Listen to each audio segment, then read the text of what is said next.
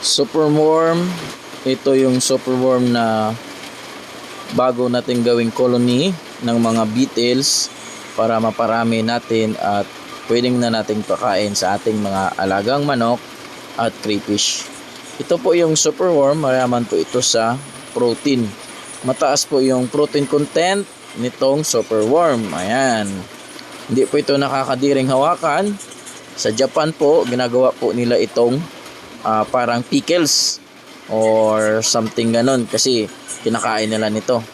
Bali na sa 450 pieces po ito. Maliliit pa, hindi pa natin pwedeng gawing breeders. Ngayon, palalakihin muna natin. By next month siguro, December, pwede na natin tong gawing beetles para by next year, marami tayong supply nitong superworm na papakain natin sa ating mga alagang manok at crayfish. Alright, thank you for watching. Don't forget to follow for more updates.